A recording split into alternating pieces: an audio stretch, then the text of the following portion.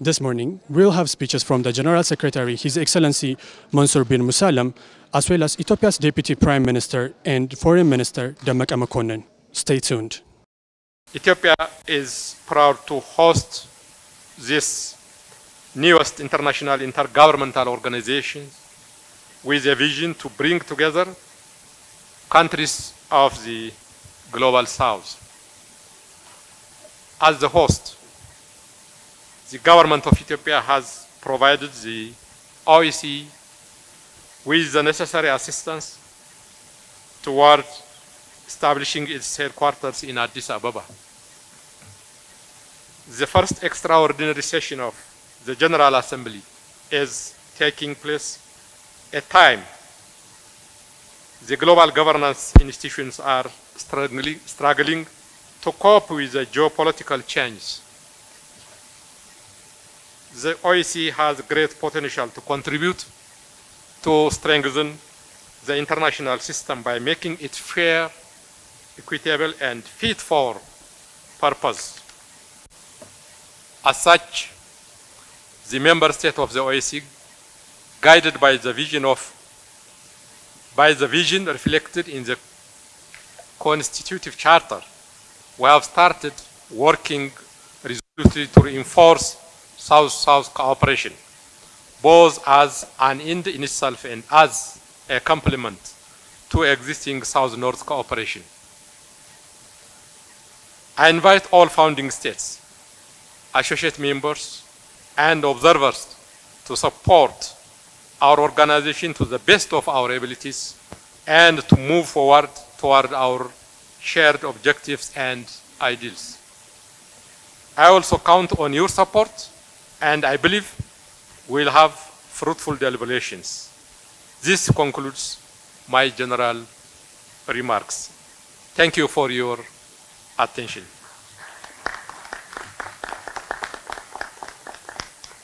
Welcome back to African Renaissance Television Services' special coverage of the first extraordinary session of the General Assembly of the OEC. We are coming to you right now after its General Secretary, His Excellency Sheikh Mansour bin Musallam, gave an incredible speech which included a status report from the organization as well as inspirations and initiatives taken by the organization for the past year and for the year to come. The initiatives include the Congress of the Global South, which will bring together South-South cooperation of academics and policymakers to debate their ideas and their experiences to bring about third way of educational development for the South, by the South, for the greater good of humanity. Mr. President, Excellencies, ladies and gentlemen, when the General Assembly concluded its foundational works on the 8th of December 2021, setting out a common program for member states as bold in its ambition as it was noble in its aspirations, our organization had yet to establish its headquarters, and accordingly counted only a handful of Secretariat staff members. My focus, therefore, was to establish our headquarters in accordance with the mandate granted to me by this Assembly in as expeditious a manner as possible. Following extensive exchanges with a number of countries, both member and non-member states, I was pleased to sign on the 3rd of November 2022 the agreement with the government of the Federal Democratic Republic of Ethiopia, establishing the international seat of our common organization in Addis Ababa, a city that is both the third diplomatic hub in the world and one whose accessibility and infrastructure enable us, as the OEC, to effectively undertake our functions in service of the member states. The second priority, following the signing of the headquarters agreement, was that of consolidating our secretariat, the executive arm of our new institution. Over the past few months, accordingly, we undertook an extensive process of international and national recruitment. And whilst this process is still ongoing, I am pleased to inform this Assembly that we are now 78 staff members strong, with the expectation that we'll be over 120 by the end of August. With both of these priorities having been met, our focus shifted with single-minded purpose towards the pressing delivery of the common program of member states and associate members. And it is hence with a keen sense of the daunting weight of the task that awaits us on our journey to attain the bold, broad vision set in the Universal Declaration of Balanced and Inclusive Education, and with a profound conviction of greater fervor in our collective ability to be worthy of and overcome the challenges ahead, that I now stand before you at this extraordinary session of the General Assembly for precisely this purpose. And with this in mind and in spirit, we have made no economy of effort to develop operational plans that do not only respond to the immediate needs that have emerged from this rapidly evolving international context, but also to the imperative of investing from today in the long-term vision that we share through our 8-year strategic plan, building the education we need, shaping the future we want. The first reason for this is that education and policies in education do not exist atop an ivory tower, impermeable to the context in which they exist. And there is, hence, no neutral education. No education that is neutral in terms of justice. Education either mirrors and hence reproduces our societies with all their inequalities and injustices, or actively contributes to the dismantling of an unjust order and the construction of the future to which we aspire and which we deserve.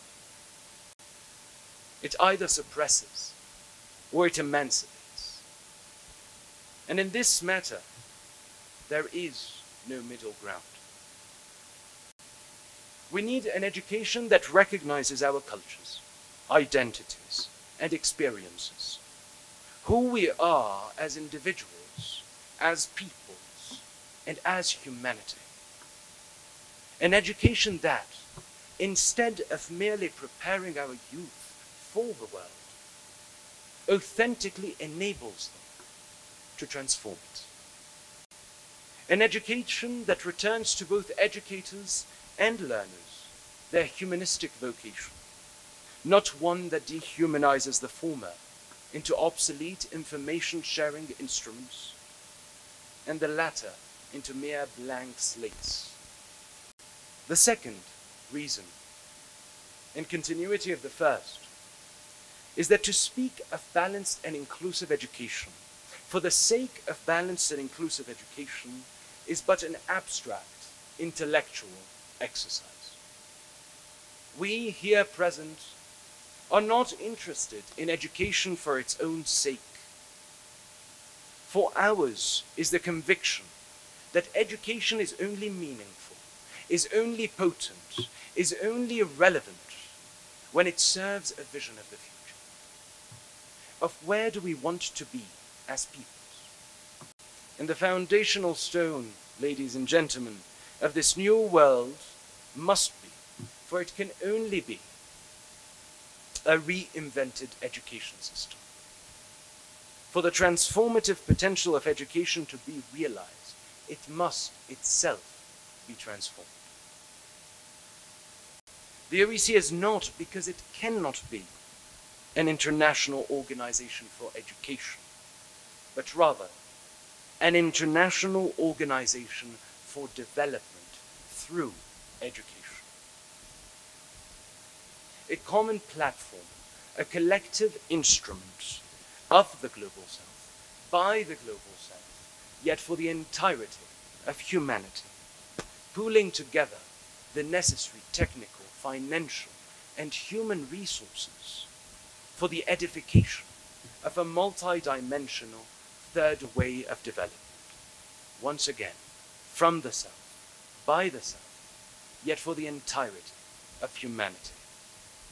To that end, Mr. President, Excellencies, ladies and gentlemen, in accordance with the common program of member states, we have commenced the design and implementation of several initiatives, which include strengthening the ties between our youth and peoples, simultaneously making education more relevant through the framework to reinforce exchanges between youth and regions through education, Freire, which is, put simply, the Erasmus of the South, to be launched within the biennium. Another, of course, of the initiatives that we have started in terms of implementation, Excellencies, ladies and gentlemen, is strengthening national capacities in balanced and inclusive education through the establishment of the OEC Institute to deliver the first 2-month intensive trainings and capacity building courses in the first quarter of 2024. Ensuring greater access to academic and endogenous knowledge, as well as ensuring the greater representation of ideas and of research from the global south at the international level through a digital platform, granting institutional access to the latest in transdisciplinary research and endogenous knowledge databases to member states and associate members to be made available as the Greater South Information System progresses by the end of 2023. Bridging the techno-digital divide, not only in terms of access to technology, but also in terms of the divide which exists between technology-producing and technology-consuming countries, through technical assistance for the development of more affordable, endogenous, context-sensitive, and open-source technologies, with the first programs to be delivered by the end of 2023.